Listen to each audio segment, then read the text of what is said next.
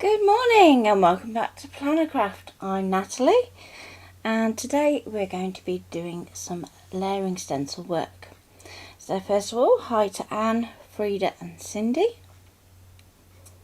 And don't be afraid to say hello and let me know that you're watching. So Facebook will occasionally tell me. So today we are going live on Facebook, YouTube and Twitch, but because I'm working with the computer screen I can only currently see the comments on Facebook. So if you're on the other two platforms, drop me a message and I will get back to you with any answers to any questions you may have. Morning to Mum, to Tracy and Joyce and Sally. And have I missed someone? Oh, I missed you, Deb. I'm sorry. Oh, right. So, what I've done so far in prep is that I've stamped the image that I want to work with. And I've saved it to USB. I've started a new document in Affinity. And I'm going to go to Place. And you'll navigate your way to your USB drive, which in my case says no name. And your IMG folder. So I've used the scan to USB option on my ScanNCut. Now you don't have to use your ScanNCut to do this scan. So if you have a separate scanner you can use that instead. Morning Darcy, morning Carol. Hi Louise. Finally out of the fridge. And Sally, it's perfectly fine to record it and join us later. I also know that my scan is number 15. So let's open that. I'm slightly concerned that it says that all these happen on the 1st of July, so I'm going to have a quick look at my ScanNCut after. Make sure that nothing's going on a bit right. So now it's loaded it into our Place tool. And you'll notice that it hasn't just brought it straight in. And instead you've got this little downwards arrow. Now the important thing to note is if we were to do a click and drag, it's only going to come in at whatever size we click and drag to. If we just click, however, you want it to come in as is, and it's going to come in huge. Now that's because of this DPI difference. So if I bring it down here, you'll see it's huge. And I'll zoom out a bit so you can see. Now, at this point, it helps you to know if you know the DPI of the actual scan itself. So I'm going to delete that. I'm going to go into my document setup and see where we've got a DPI. We're going to want to put into that the DPI of our scan. So let's say it's 600. Okay, it's going to look like our image gets massively bigger, and all that actually means is you're getting more data in the same amount of space. So again, I'm going to go back to Place, go to Open, and just click. And you should see something that looks like it's in the active area of your mat. So if your scanner is a 1200 DPI scanner and you set your scanner to do that for 1200 DPI, then you would need to set your document to that. Then what you're going to do is you're going to create your layering template. Then you're going to reduce that DPI. But the actual physical size should remain the same. Fingers crossed.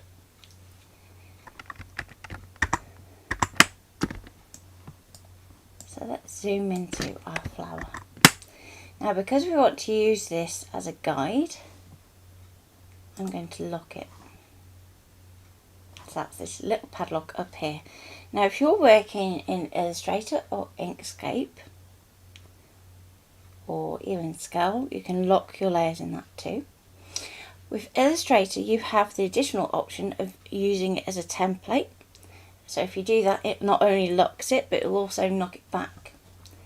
So it usually goes to around 50%. So if I do that on here, you'll see something like this where it's a bit softer. So if you need that extra to kind of give you a clearer guide, you can leave it up at the full 100. But if you'd rather be able to see what you're doing, then you can go to that 50. And hi Lorraine.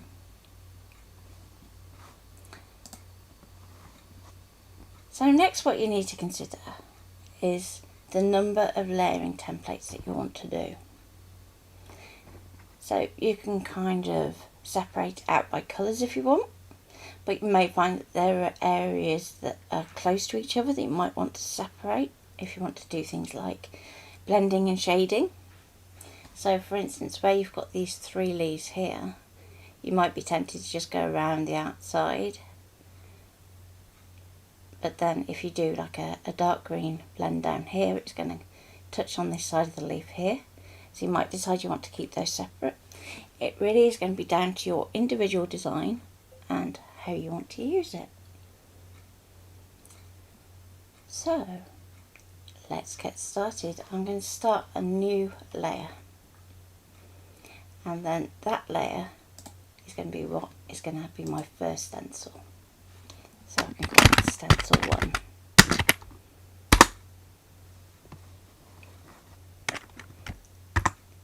And layers are definitely useful for this, where you want to keep items separate from each other. We're going to use our pencil tool, or our freehand tool as it may be known in other software. So usually this has a shortcut of N, but I know it's different in Inkscape. So if you're using Inkscape, if you get the book, it has all the shortcuts in there. I try to remember all of them, but yeah, my little brain can only take so much. Okay, so with our pencil tool selected, you'll notice that this time, if you watched yesterday, we had our sculpt blue. This time I'm going to leave it so it's not using that sculpt function to start with. So I'm going to first of all go around our bigger areas.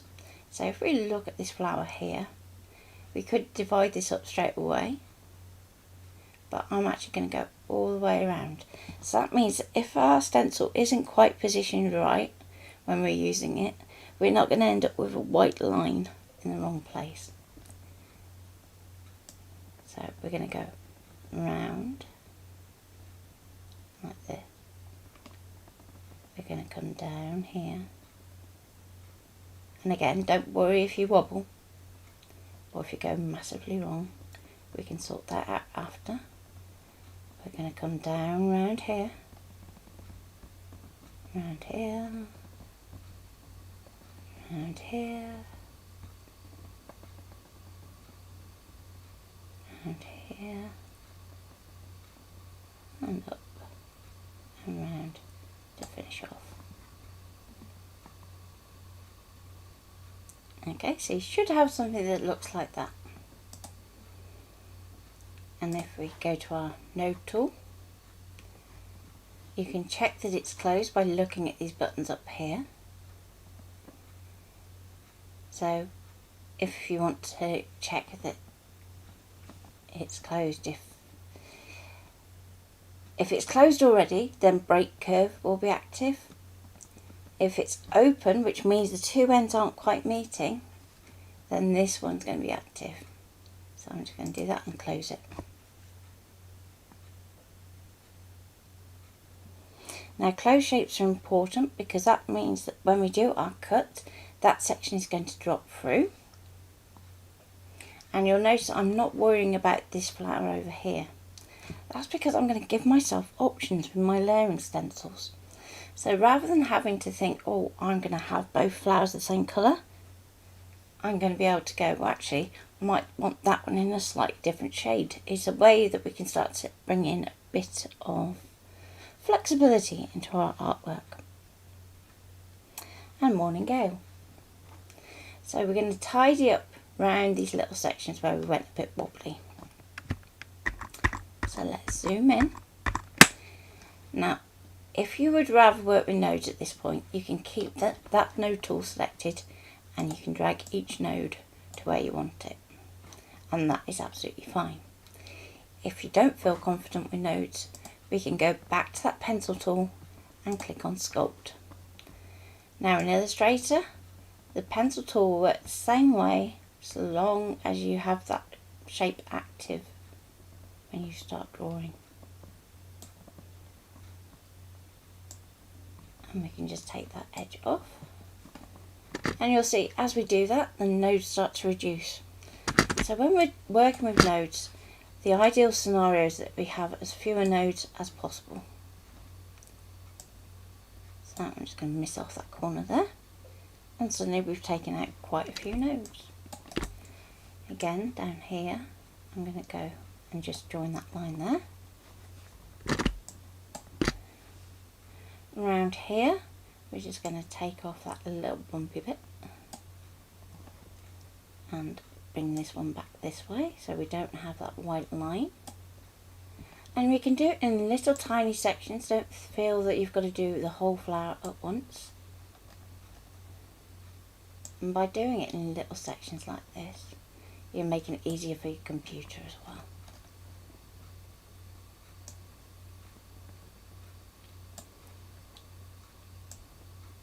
So if it starts to do that, you know it's gone wrong, just do undo. So that's Command and Z on a Mac or Control and Z on a PC. So let's sort this one out here too. Whee. And again, just sort out that little wobbly bit there.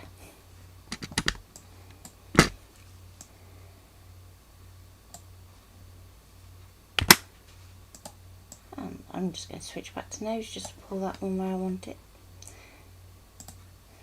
This one can come out.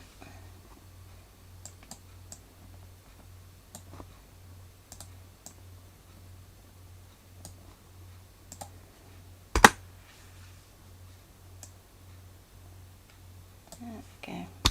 Take that one out.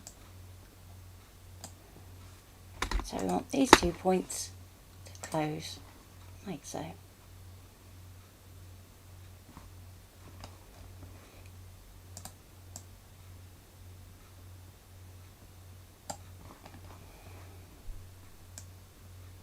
I'm just going to shrink that down just a little and move that tip upwards. And we can use our arrow keys as well, so don't feel if you haven't got quite enough sensitivity on your mouse that you've got to struggle with mouse, you can use your keys.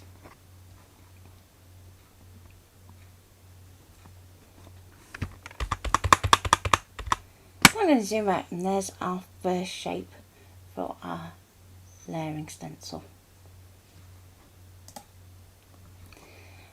Now, because we obviously have plenty of Mylar, we can also use that same stencil to do the little tiny bits of our stamens down here and up here, because we can always mask those off nice and easily. There's none that are directly touching our flower, and that's the important bit. So as long as there's a degree of separation, you can always then just go in with a little bit of masking tape. So with something like this, you could make your life a little bit easier. And we'll go to our ellipse tool and we'll just literally draw that in. If it needs to twist slightly, you can do. I'm just going to knock that down. Now, just so that we can see what we're doing, I'm going to take that fill out and put a stroke in instead. So that means that we can see that actually it can go down a little.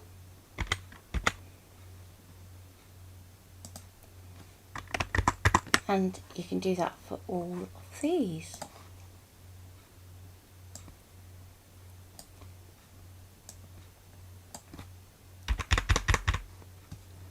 So I'm going to give it a little twist because it's on more of an angle than that. There we go. For our next one. So when we're doing our lines, we want them to go roughly halfway on our black line, rather than being smack on the inside of that line. On the note, try some squares and some circles. Okay, so circles are smooth nodes, so that means that they have two handles that are in line with each other. A square node is a corner node, so that could be that it has two handles that are at, for instance, a right angle, or it could just be that it's just literally just a corner point. It all depends on what happens with the next node along. So that's the way to think of it. Circles are smooth and squares are pointy.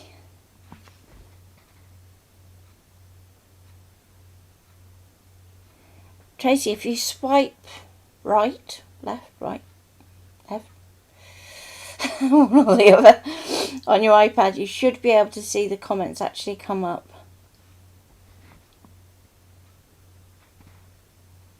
Just when it's on display, there's no way of putting up the chat as well with it being legible. Okay, so I'm going to move up to my next set.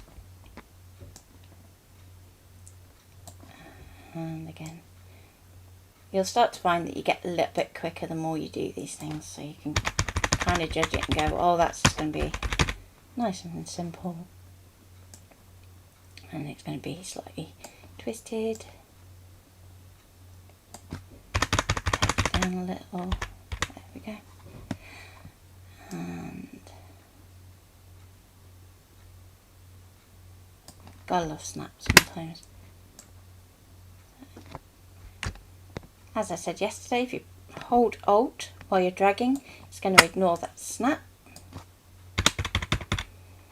And I'm just going to take that just a little bit bigger.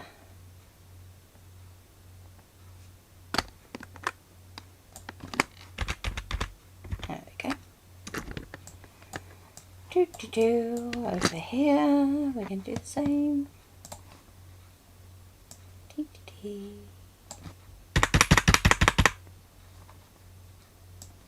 And for this one I haven't done and here's one I made earlier. So I thought it would be really good for you to see the entire process in real time, so that when you're looking at your stamps and going, okay, which one do I start with, you can kind of grasp how long it's going to take.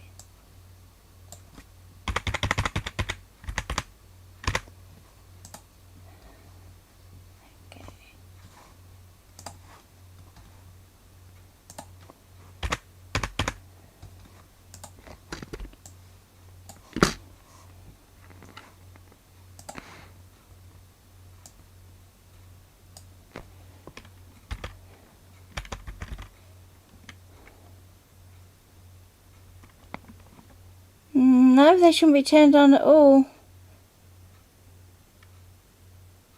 Unless Facebook's putting it white on white, which is really silly of it. Because it should be smart enough to know what colour's behind it really. I mean, it's not difficult programming wise. Okay, so this one where it didn't stamp so well, I'm going to kind of guess it by what's inferred over here. But this one up here, where it really didn't stamp very well, I'm just going to do it like that. Because at the end of the day, if it didn't stamp well for your reference shot, chances are it doesn't stamp well full stop. So when you're doing that initial stamping, what I would suggest doing is do it onto white card, using a good strong black ink. When you're stamping, let it rest while it's in the stamped position, so that you get as much ink transfer as possible. And work onto a slightly padded surface, so it could be a piece of craft foam underneath. But some stamps, unfortunately, over time do warp.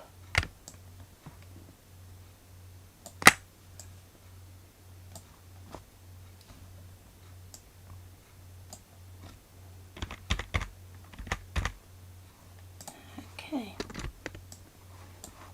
And I think I've got all of those now. So it's a good idea at this point just to check. And we can go, that's our first stencil complete. Give yourselves a pat on the back if you get this far. Let's start another new layer. and we'll call it stencil 2.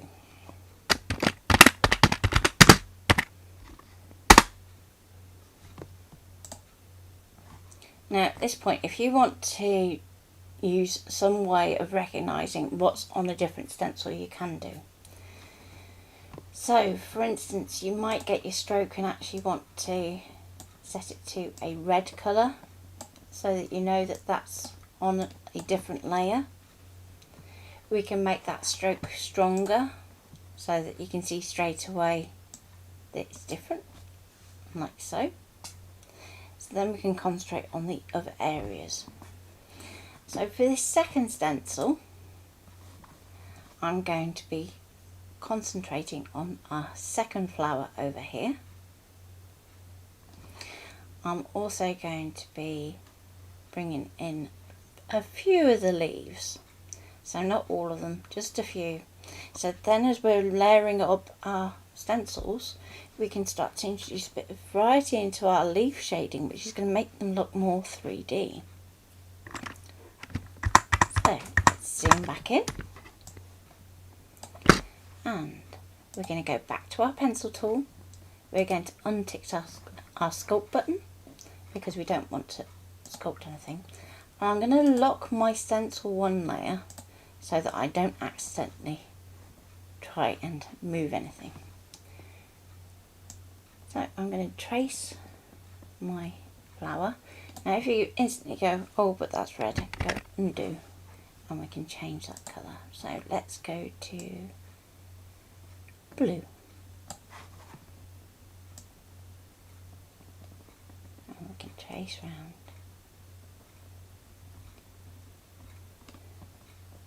And trace round here.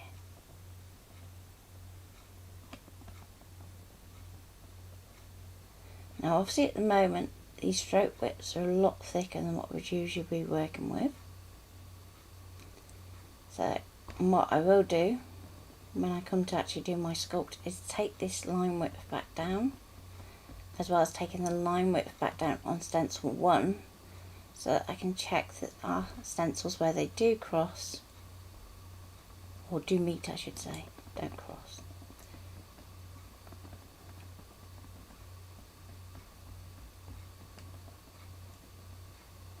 So we're going to go round and up and back down.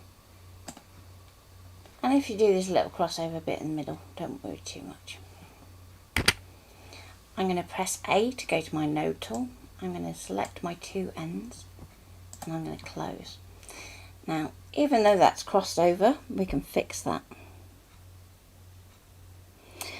Okay, so one of the reasons that I'm not doing this in canvas with the trace is that you want to have that element of control over where it's going. If you do a trace, it's just going to go round the outside in most cases, or if you do it so that you can see all the little elements, it's going to miss out those sections in between. So that is one of the reasons why we do our freehand tracing.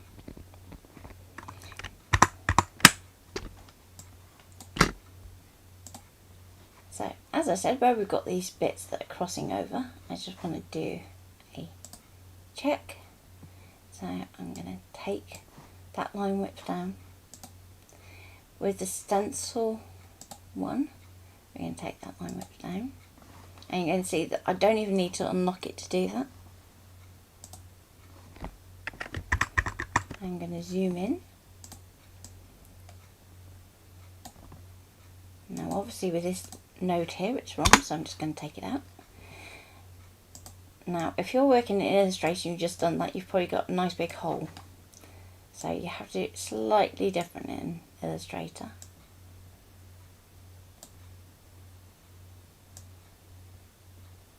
So if there's a little gap like this here, but it's entirely covered by that black line, won't hurt.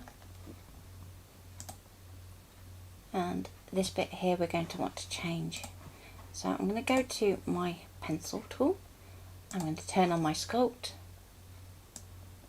And I'm just going to take it off the edge. And then we can tidy up that bit. So it's going to shrink back, and where we've got that little bump, I'm just going to take it out. Same here, I'm going to bring that back so it's within that black line. I'm going to move that around there. Now with this bit here, we're going to go to our pencil tool, make sure our sculpt is on. We're going to start up here, we're going to go down, and we're going to go back up. And that's going to tidy up this bit down here. So now that we've tidied that up, we can actually start to sort out this section here so that we don't have multiple notes. I'm going to take out that little corner one because we don't need it. And I'm just going to extend that handle there.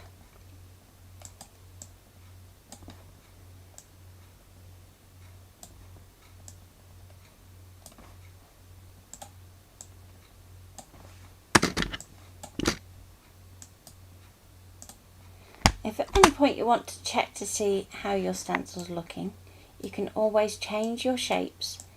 Instead of having them as a stroke, you can fill them, and then you can see how the layers all add up.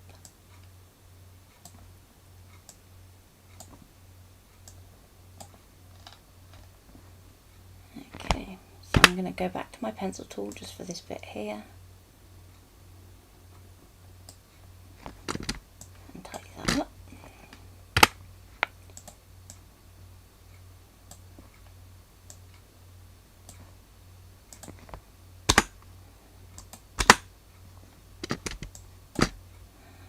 Bring this down because it's getting a bit close to that edge. Same there. Got a big wobble there, so take that out.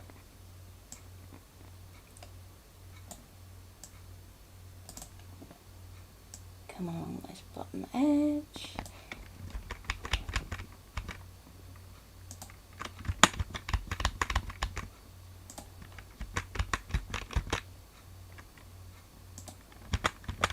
And again, where anything meets, try and follow that kind of centre line, that outline.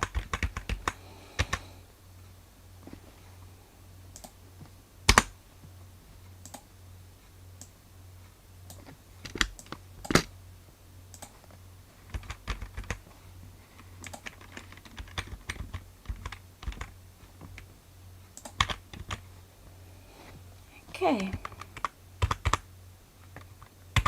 I'm going to zoom back out. So now you want to pick leaves that aren't touching that blue flower, but you don't want to pick all of them, if that makes sense. So you're not going to do that entire stem over here or that entire stem over there. It's going to be that you're just picking a few.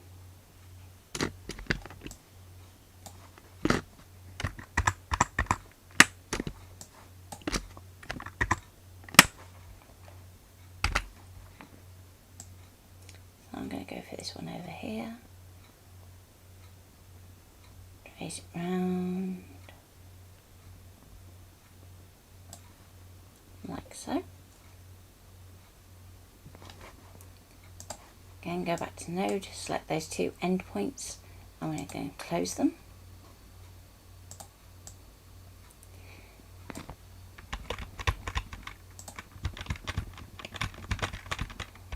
So the other thing to talk about when we're using our pencil tool is smoothing. And smoothing helps you create with fewer nodes. It's going to help you if you suffer with shaking when you're drawing. I'm the first one to say I'm not the most steady-handed when it comes to drawing. So we have two different mode. So you have a window mode where it's going to work it out over a section, or you have a rope mode. Now the rope is interesting. So if I do this, you can see I have this little full line here, and the idea is that it's going to give you a smoother curve because it's going to take that longer to actually follow where you're going. So you kind of have to think like a boat. So a little steering goes a long way.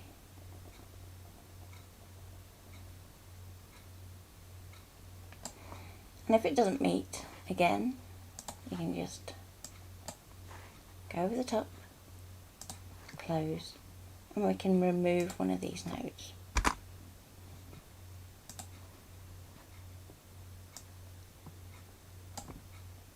I'm just going to pull that one down there. Neither version is perfect. They each have their flaws, but you can experiment and find which one works for you. You can change the length of your rope, so if you have a need for a little bit more control, you can shorten your rope.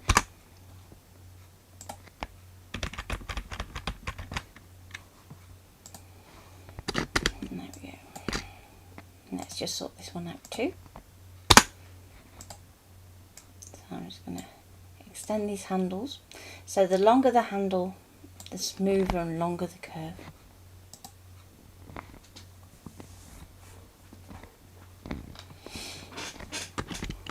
So now that I've done those two up there, I'm going to pick something different again. So we might pick this one up here.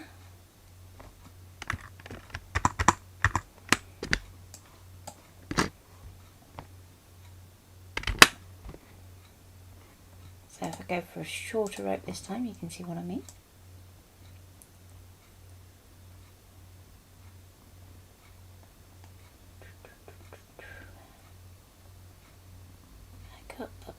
Up. There we go.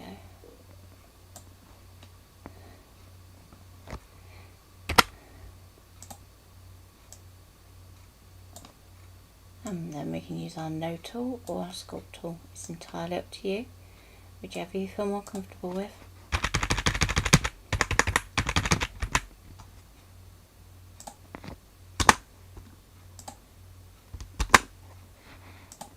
I'm just going to use my handles there. So we're using a few fewer nudes. We don't want too many nudes. I'm just going to try and round off this little section up here just a little. And it's going to look to start with like that's not the shape of the leaf. That's okay. I'm going to take it up here and I'm going to add a node. So all you need to do is just click with that node tool and it's going to add a new node. If you're working in Illustrator, you can use the pen tool with the little plus next to it to add a node. And then we've got something that looks like that. And let's just alter this curve just here, it's looking a little flat. Nudge that back that way now. There we go. Okay, let's go for this one. Over there, up here, and I don't mind if it's gone slightly wonky. Again, make sure that you close. That's the important one. So long as it's closed, it will cut so it drops out of your stencil.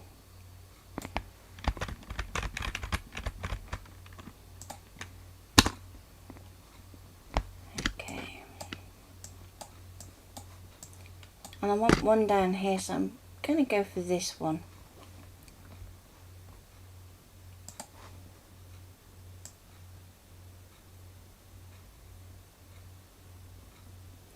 So I'm not going to do all the leaves necessarily live on stream, it just depends on time.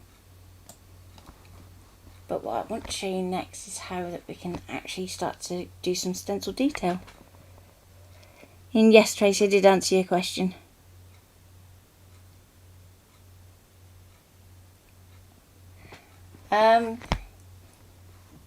It looks like a lasso, but it isn't a lasso, so it's not, if you're used to using things like Photoshop and things like that where you have the lasso tool, it's not that.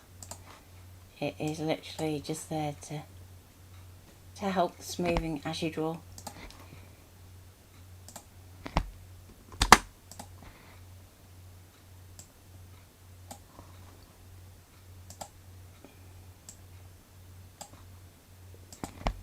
can move that node across a little, and we can use those handles then to shape the bit in between.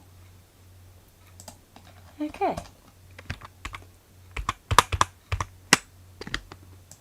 So that's cool. We have stencil 2, and I will lock that. Let's start a new layer, and we'll call that stencil 3.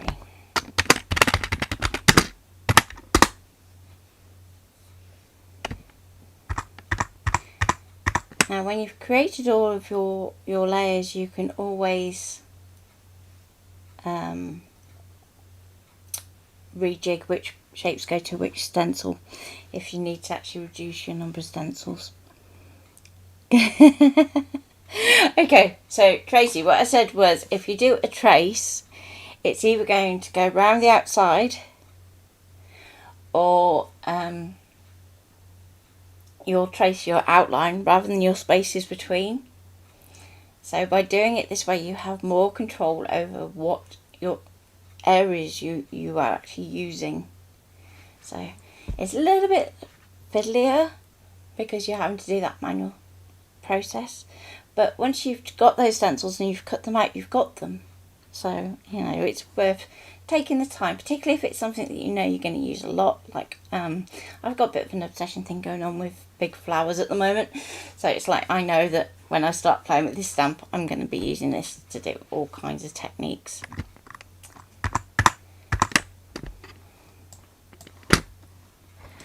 Okay, so now I want to pull out some of these details so that it's easier for me to add detail really quickly.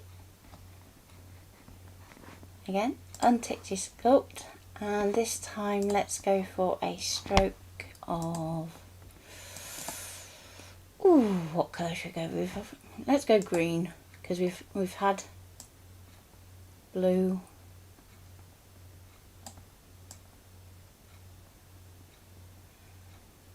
Yeah, that better.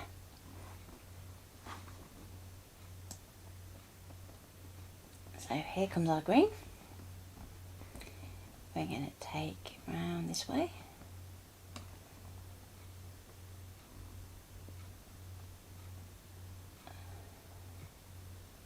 And round this way. And again, don't worry if you don't get it right the first time, you'll be able to sort that out. I'm going to close my shape.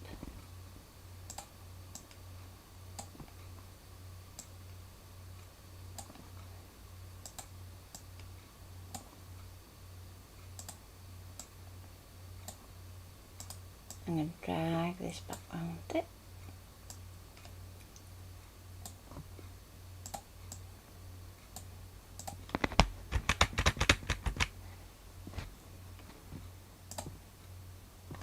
I'm going to convert this point so it's going to go to a little point there. Just so it's going to fit that a bit better. Let's take that node out there, we don't need it. And we're going to extend this handle. There we go. So there's our one bit.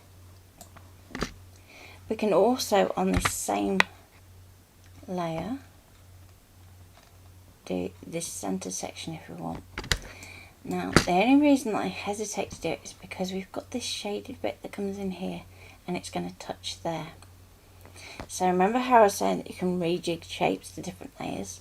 What I could do is I could take this centre shape instead and put it on the blue layer because there's enough distance, and that means that we can then go, actually if I want a brown centre here but this section's dark pink, I'm not going to worry about contaminating my colours. Oh boy, that's going to be tricky to find then if you haven't used it in 4 years. And hi Sue, if I haven't said hi already.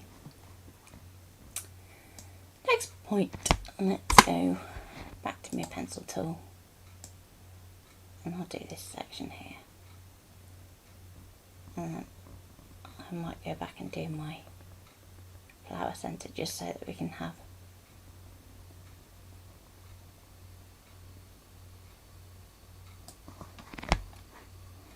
one of the flowers finished.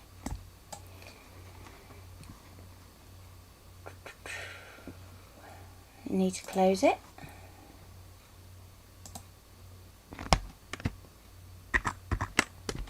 I'm going to zoom in. I'm going to get rid of one of my nodes. Move that up. Now with this one, I'm going to get my handle and stretch it out that way.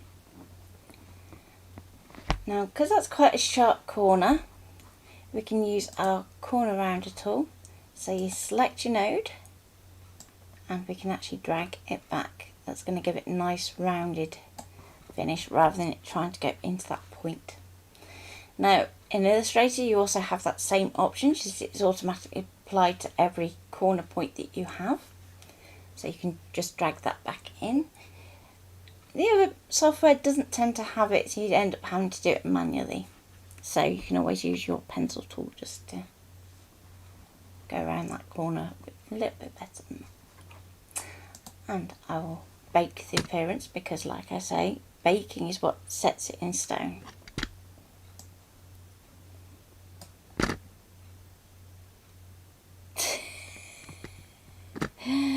Oh dear.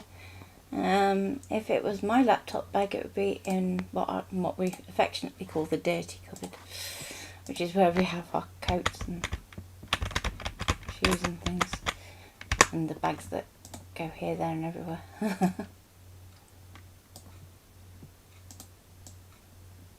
If that helps, baby.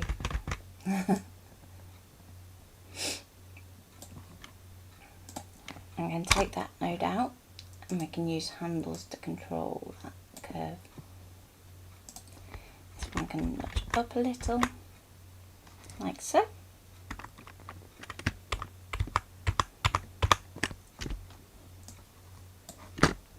So now you can start to see that we're building in that shading.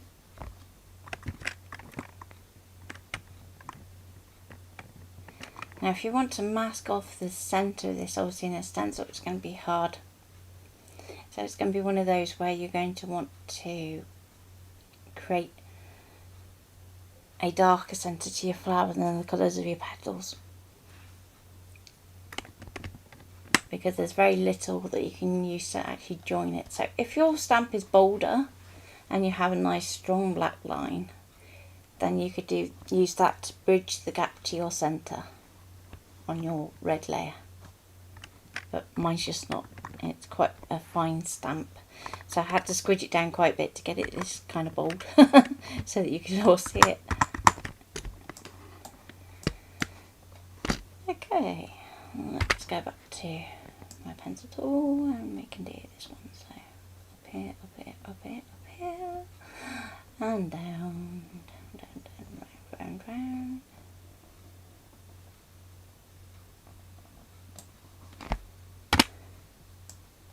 Again, select both and close and delete one.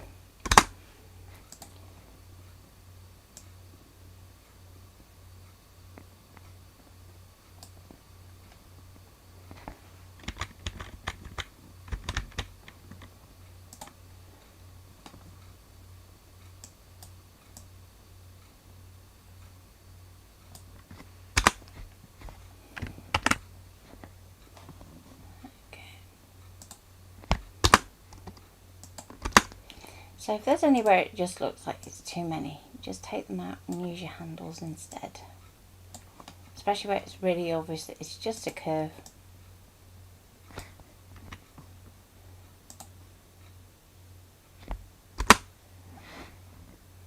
And same with this end, if you want to, you can zoom in and we can sort that out so it's rounded. So I'll show you with the pencil tool this time. So again, we're going to go to Sculpt. Click on the line. Now this is going to be harder with the rope than it will be the window.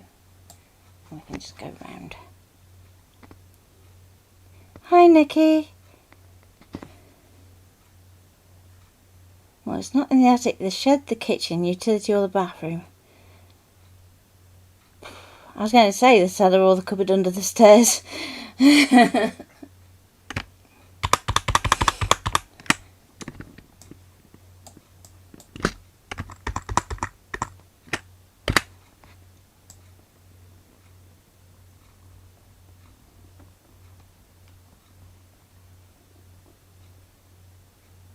failing that, is it in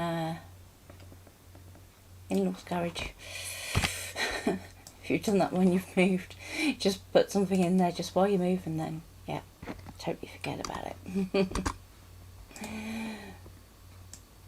Okay, so again I'm just going to tweak the position in that and that one.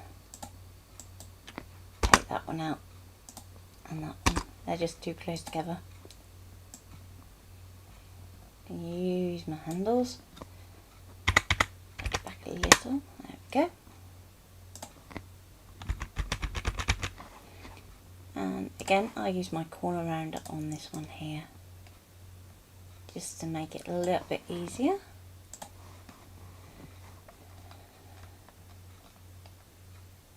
And I'm pretty happy with that.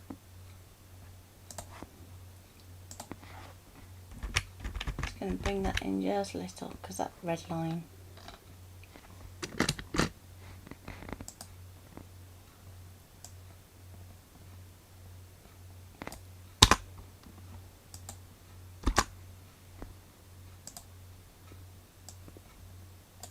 Okay. Dee-dee-dee.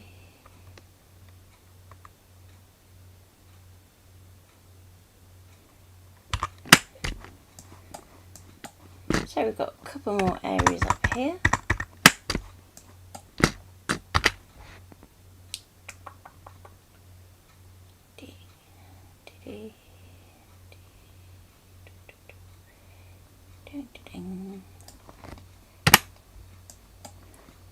Most important, just make sure that everything closes.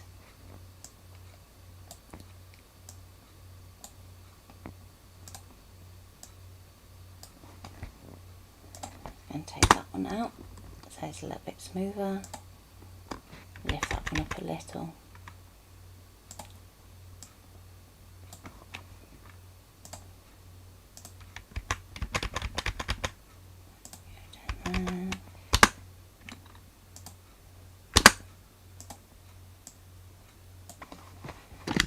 Go.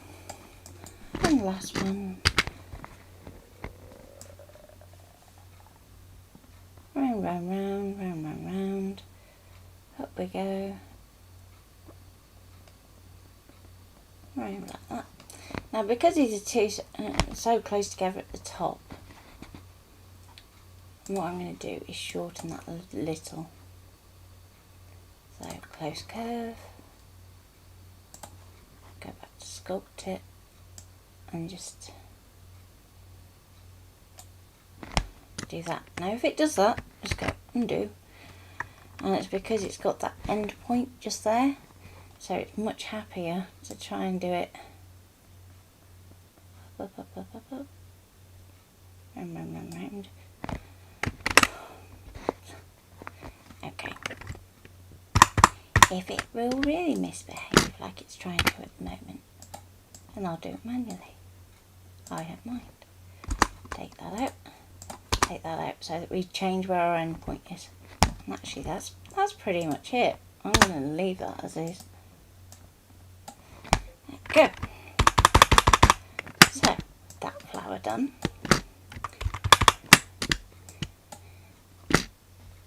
Now you have an option of also doing that same bit for this flower. Now bear in mind that at the moment we've cut our base flowers from two different stencils, so the chances are you may want to do two different colours for your shaded areas. So what you want to bear in mind is how easy it is to mask off if you need to. So you've only got this space here, so if I zoom out to, it's going to be smaller than that, about there, so that's roughly about the same size as my stamp. Then you can start to see just how close that gap is. So being that close for this one, I just don't think that's feasible. But we could do the centre for this flower, so that's what I'm going to do next.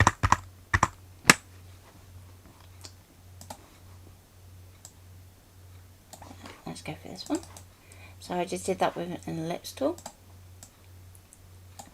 Just going to twist it slightly because it's not quite straight, and resize it to where it needs to go, like so.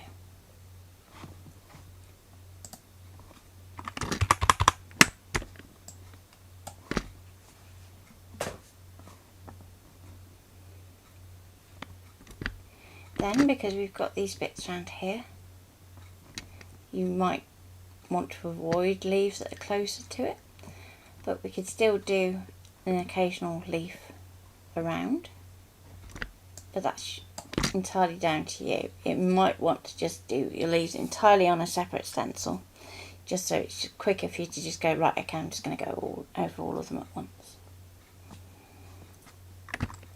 It all depends on how you work.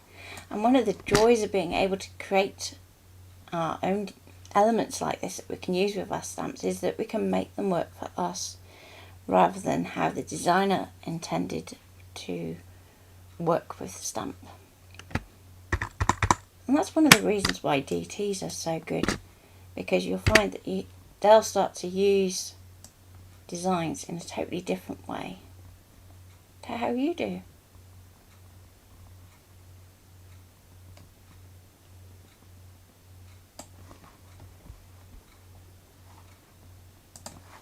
So again, I'm going to close.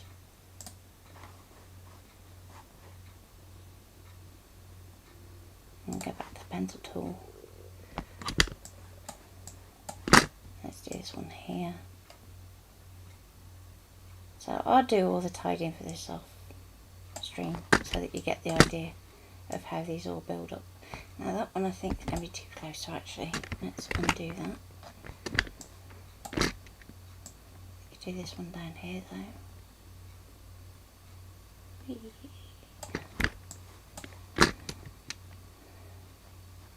I'll see, that one might be too close, but we can do this one here.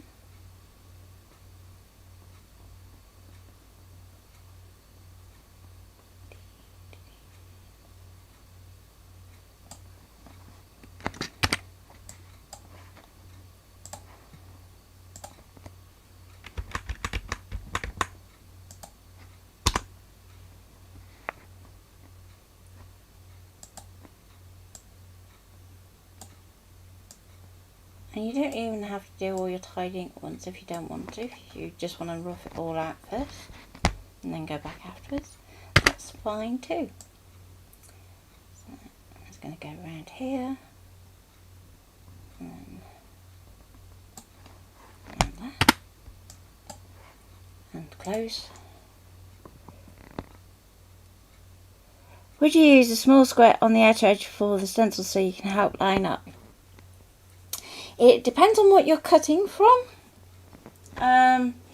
So obviously if your stencil is opaque, so let's say you've used some wax card or like the folder type card, you know, that has that sheen to it, then yes, you could use a square if there's some way of being able to do that with your stamp too. Or if you want to stencil first then stamp over the top, then squares will help. Well done, Louise. In terms of if you're working with mylar or acetate, then you won't need that so much. Usually what I do is I have some way of knowing that something lines up. So for instance, you could get your green line here to line up with your red. Exactly, so you can position it that way.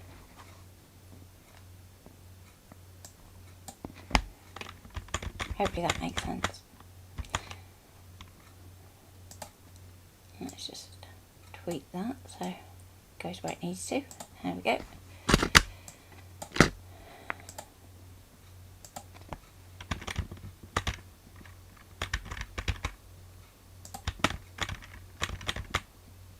So the stamp I'm using is a clear stamp, so it would be easy enough to do your stencil first and stamp over the top. If you are using a rubber stamp, however, you're going to want to stamp first, just because of that alignment issue. So we're going to go round here, up here, round here, and back down. And close. And because we've got the blue here, we can even do this leaf here.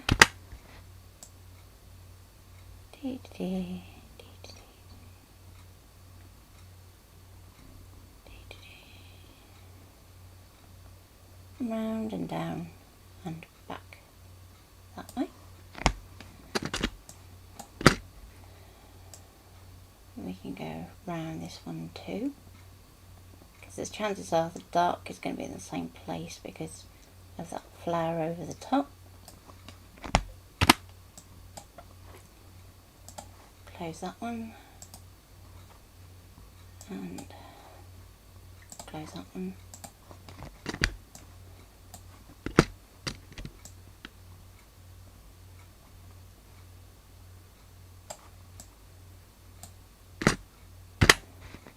I'm going to do the same here, so down, round, and around there, back down here, around this way.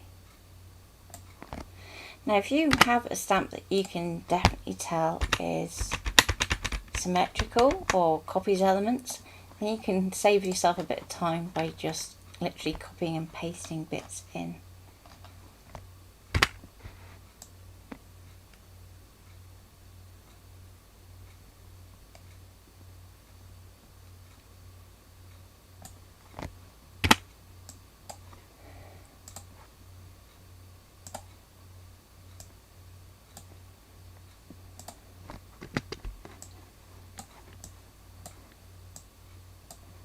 Okay, so we've got this green bit here, so these two leaves are really out of the question. So I think that is it for that one.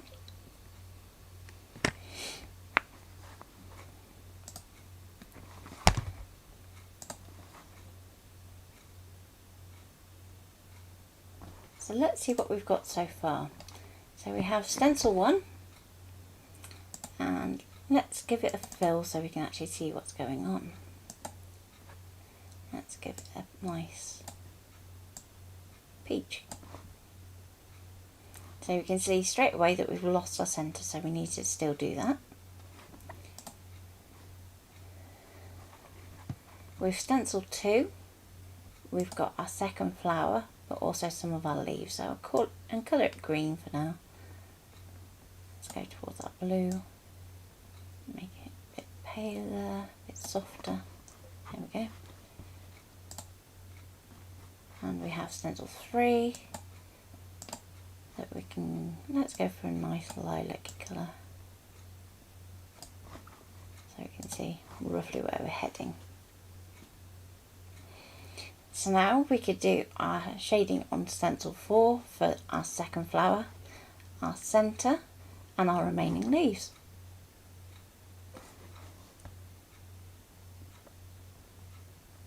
So I'm going to hide those away for a minute. Start a new layer. Call it stencil 4. And I'm just going to lock stencil 3. So we need to do the centre for this flower here.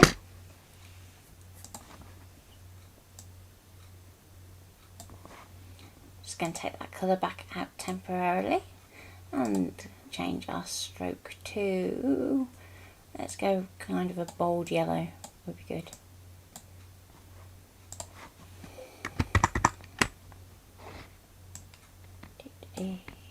Give it a little twist, it's a little bit fat at the minute. Stretch it that way. There we go. So there's the centre of our flower.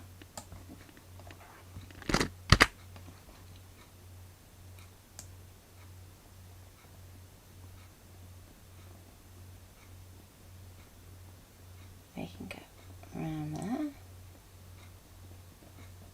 around here. There we go. Right this way. go round, up, wiggle, wiggle, wiggle. Now, because my computer's starting to struggle a little, important thing, let's do a save. Right, let's start a new folder. Layering stencil.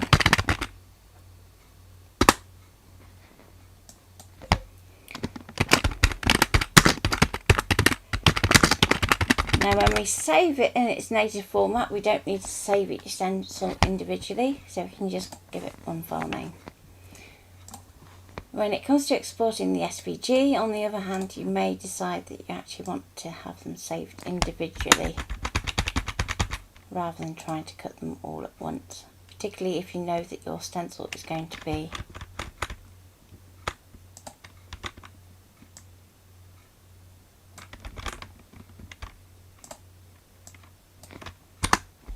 there we go.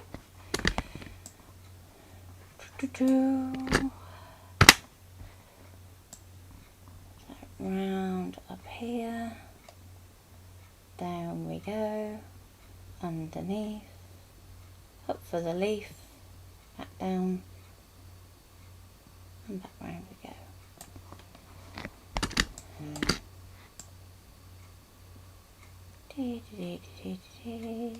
Round that way, and back again.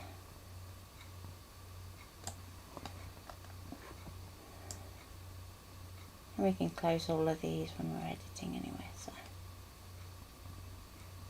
just want to try and get as many of those done as possible.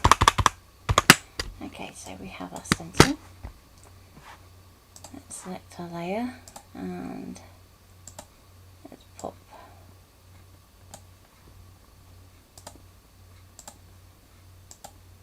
a little bit of orange in there. This is probably going to look horrendous when we put our colours back in, but that's okay, that's not what they're for. It's so that we can see what's going on where.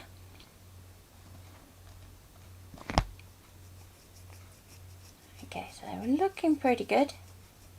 We could do with adding some of our leaves that aren't touching. It's just this one here that we're having an issue with because it's being touched by every single colour so far.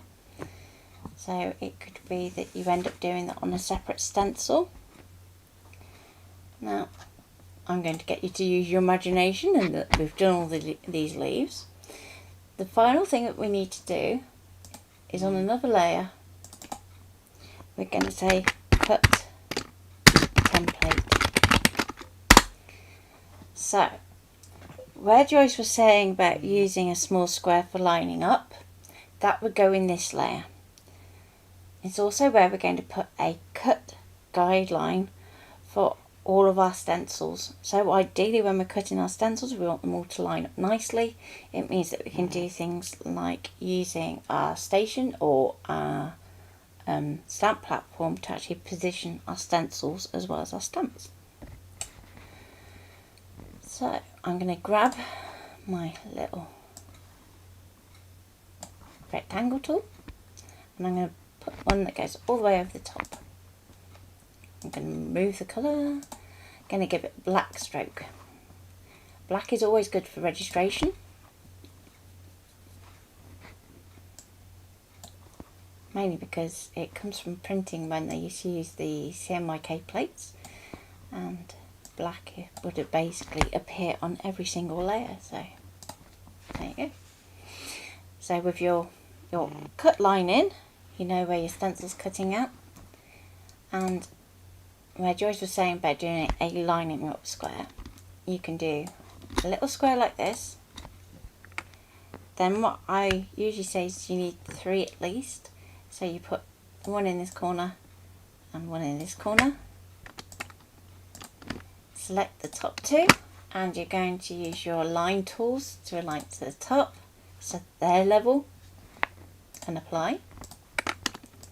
You're going to select your 2 down the side, and again you're going to use your line tools, and this time we're going to align it to the right and apply. So therefore we know that they are all level.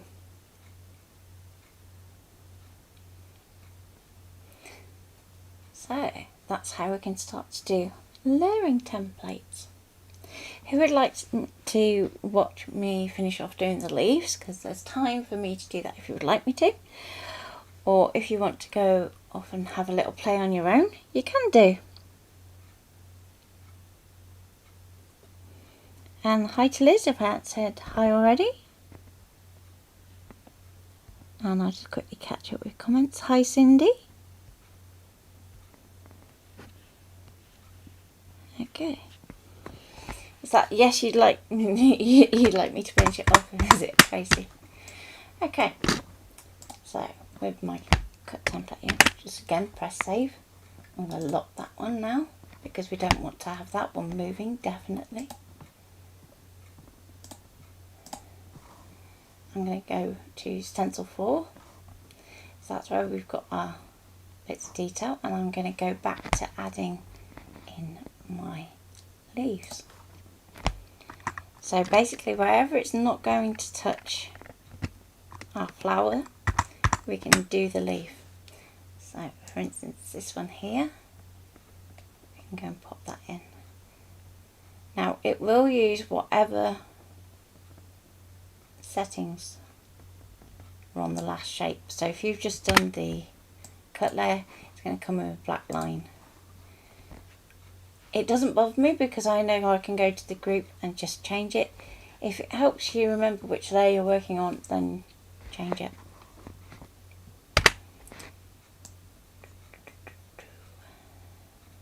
And trace it around underneath here.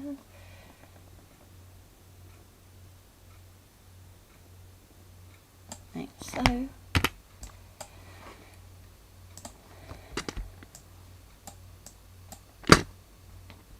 Now there's no yellow around here, so we can do this little one here.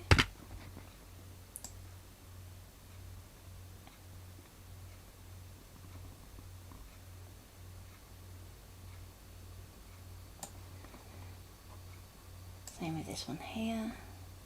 And again, because if we were doing our ink blending on a stencil, it would be darker in the same place. I'm not too worried about having those as a separate. What I am going to do is I'm just going to zoom in and sort out the base for my leaf, just there. Like so. Okay.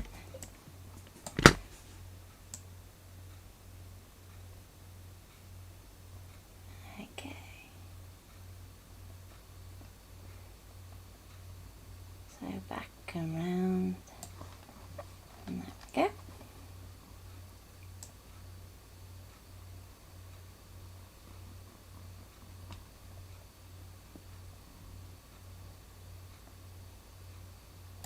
That one's definitely going to need some work.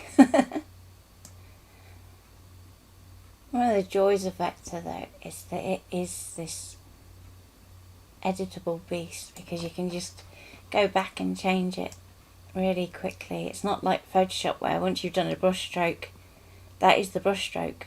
You can't go back and edit it where you wanted it to go without undoing it and actually redoing that stroke. Whereas when you're working in vectors, even when you're using vector brushes, you can go back and tweak it and change it.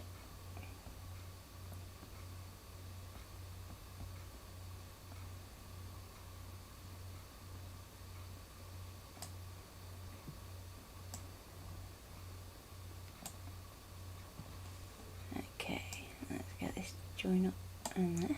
There we go.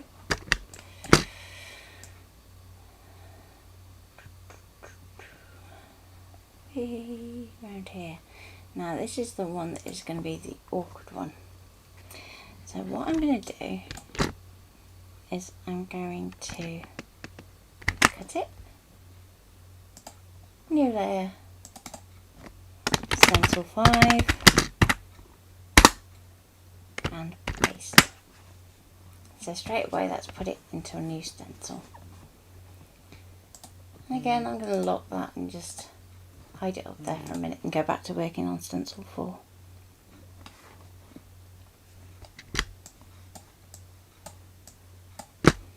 So we have this one here, and get round there. around here. So the only colour this one doesn't touch is actually the peach, which is our stencil 1. So I'm going to close that, cut it, close up my stencil 4. I'm going to go down to stencil 1, but of course stencil 1 is still locked. So we need to unlock it, and then we're going to paste it in.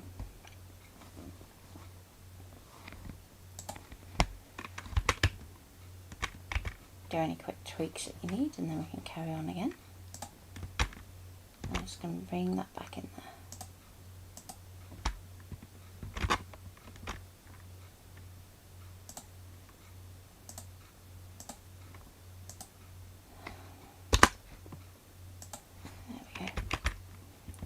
Sometimes it can be a little bit tricky if your nodes are a bit close together to get a hold of them.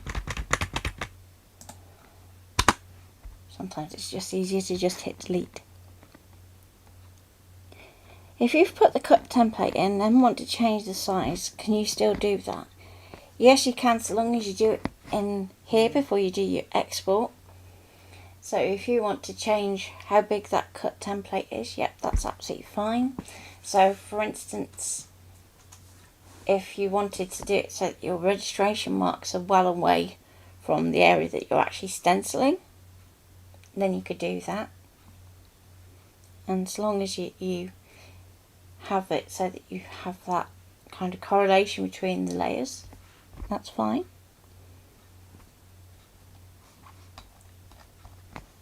Okay, so let's zoom out and see. I think we've got them all in, by Jove. So I'm going to go to my group. I'm going to reapply that fill, and you're going to see that's going to pop it into that leaf there. And the stroke, I'm going to reapply that red, and it's going to pop into that leaf. So with this stencil, I don't think very much has changed, but just in case I've missed something, I'll just...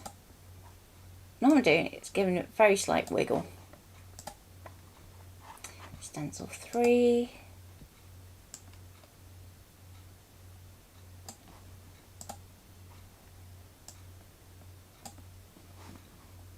Stencil 4.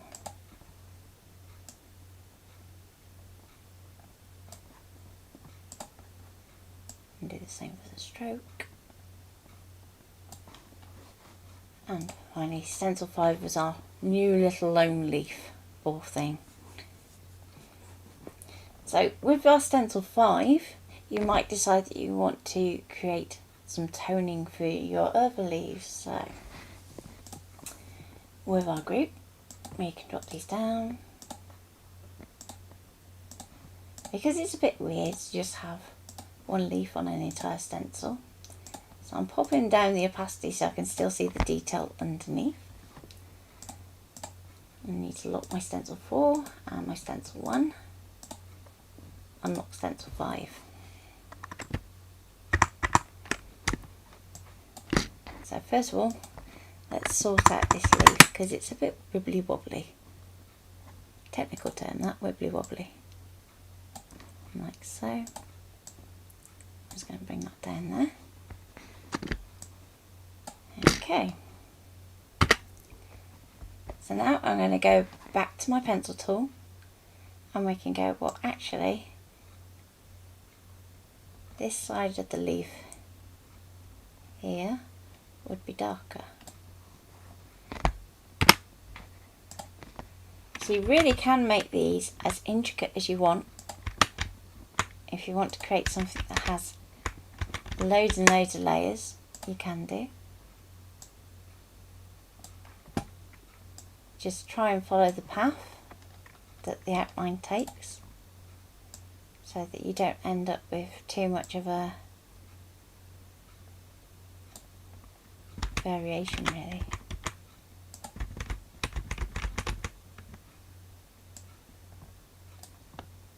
Because you don't either want a white line or where the colours overlap really.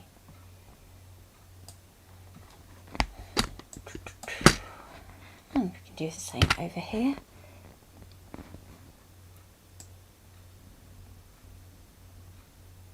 And we might decide, well actually that one's facing the other way, so that side might be darker.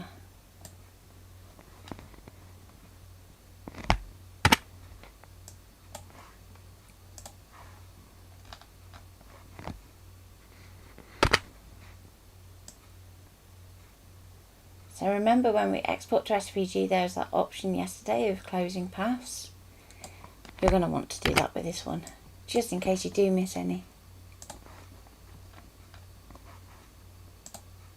Okay, that one needs working because it's a little bit off.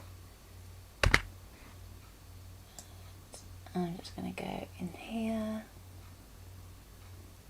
back around there.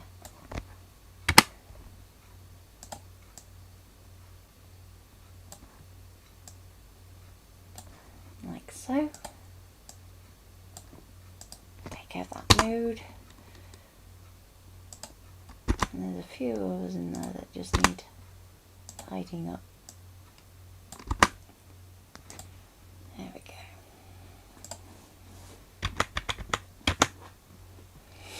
So each node that you place should be treated as a changing direction. So if it's really obvious that the direction isn't changing, then there doesn't need to be a node there.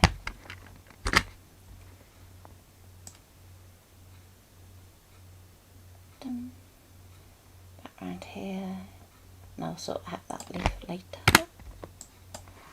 Dee-dee-dee.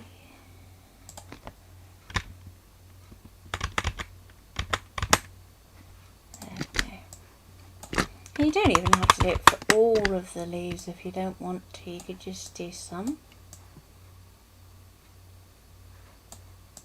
So let's pick one down here to do, I think. And that one there would be dark. So we can take that up and over.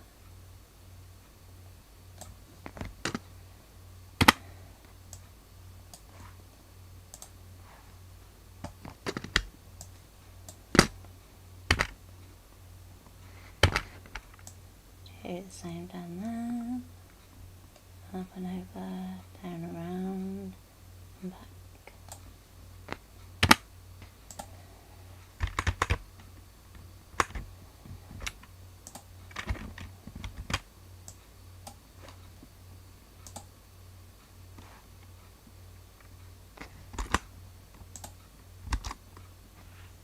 There we go.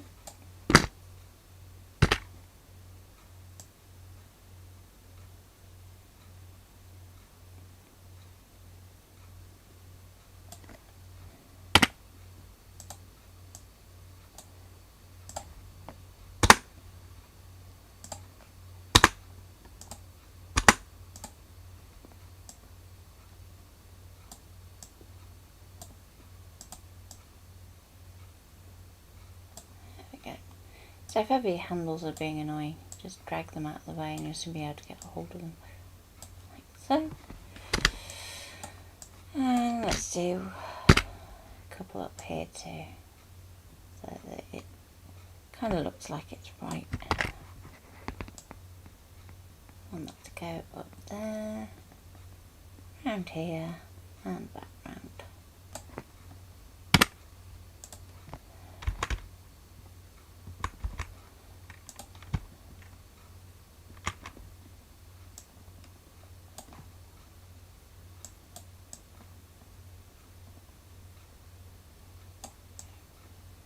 Select those two nodes.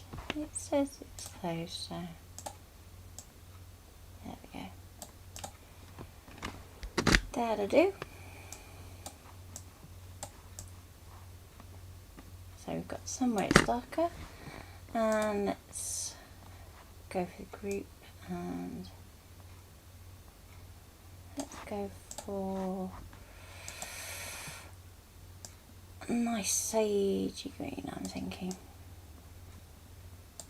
So therefore we can see nice and easily where our shady bits are. So you could keep going into more and more intricate detail, but what you also want to bear in mind is that you're not necessarily applying your stenciling in a flat colour. So if you're using things like blending brushes, you could be using 2 or 3 colours per stencil.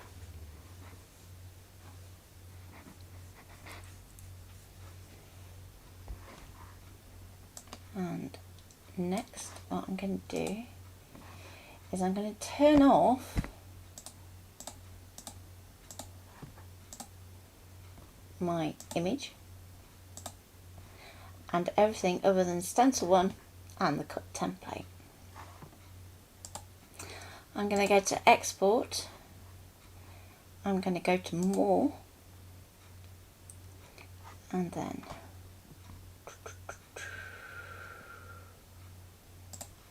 make sure you flatten your transforms, just in case you missed any of your rounding and you didn't bake it. And we can go Export, and we can call that Stencil 1. So make sure you go in the right folder, Stencil 1, and off we go. Then we can go to Stencil 2 and turn that one on. Now, if you want to check these as you're going through, you can do and go, well, actually, yep, that one's right. Go to Export, Export again, and this time we're going to go Stencil 2. Now Stencil 3 was the one with the leaf that was a little bit wonky, so I'm just going to go back into that one.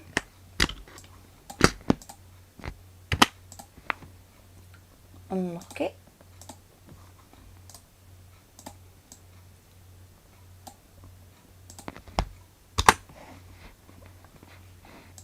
So that one is obviously still open too, so we can close it. I'm just going to delete that one out because this node can move around a bit more. And we can use our handles to actually smooth that out.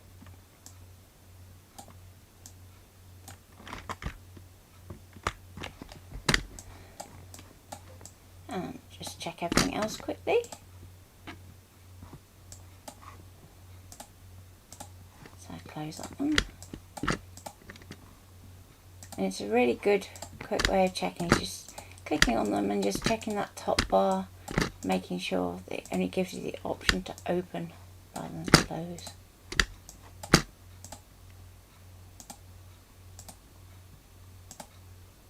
Aha. I knew there was going to be one. There we go, and close it.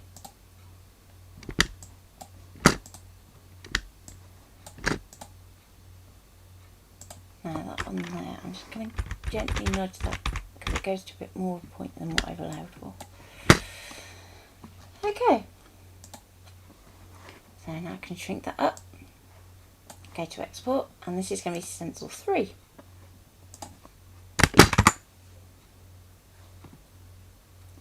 Lock that back up.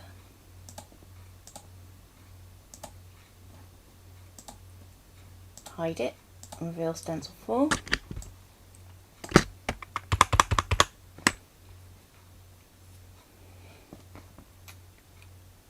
Okay, so there's that leaf there that just needs a little bit of tweaking. Unlock it. Come on, unlock. Do it that way. Right.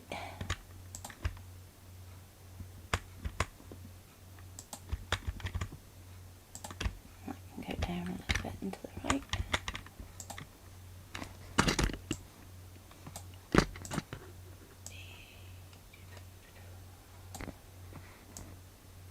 Just going to extend that handle that way.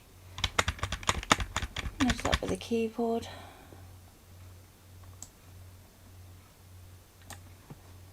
Closed, so I can go on to the next shape.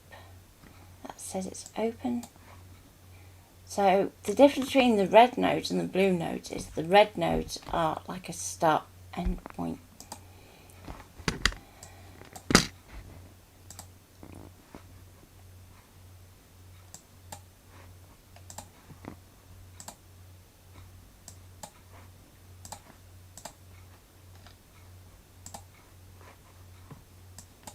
So it's really obvious where you need to do your join. Oh, not that many. I only want that end note, thank you.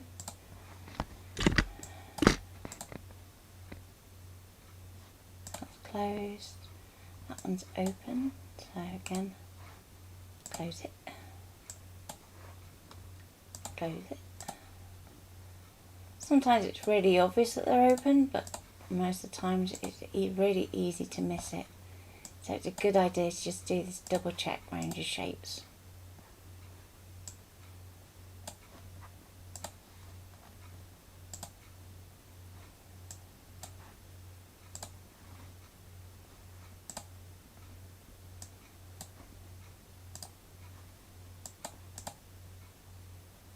Okay.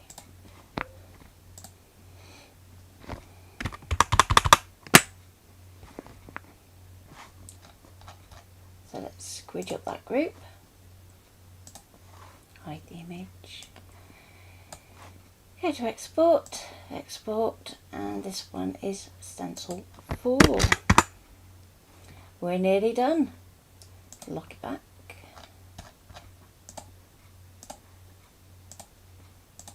Reveal 5, hide 4.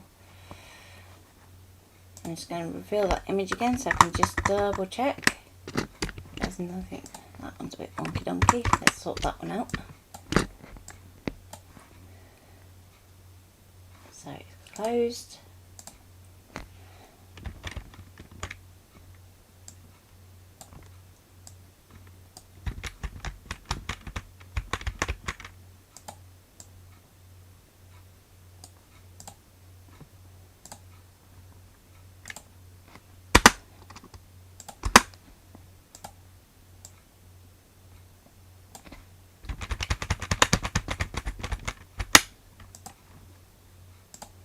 So by taking out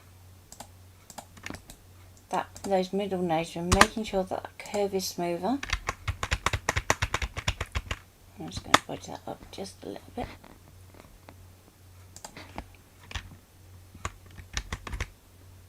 Okay.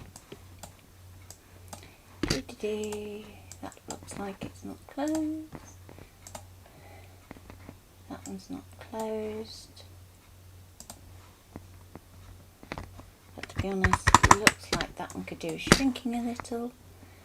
So let's get my pencil tool and we can just do that. So see here where you can see that there's a break in the line. You're going to want to close that up.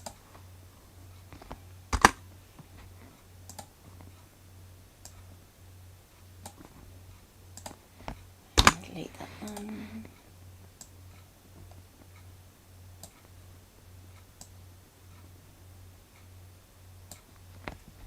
Okay.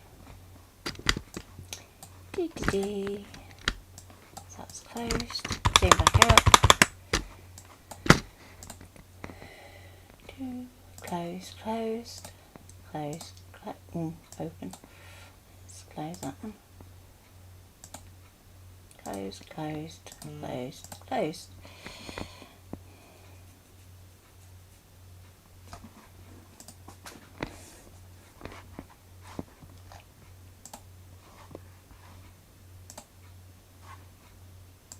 So I'm going to set the stroke on the group as well because it's a bit mismatched. Like so. Hide the image.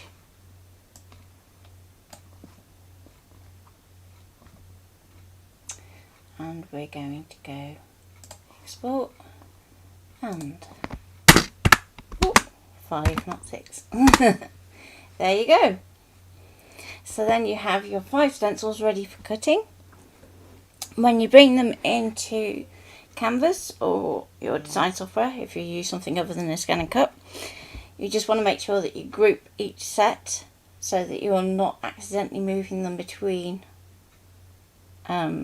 stencils, if that makes sense, because we've put those squares in. So any questions before we go for today?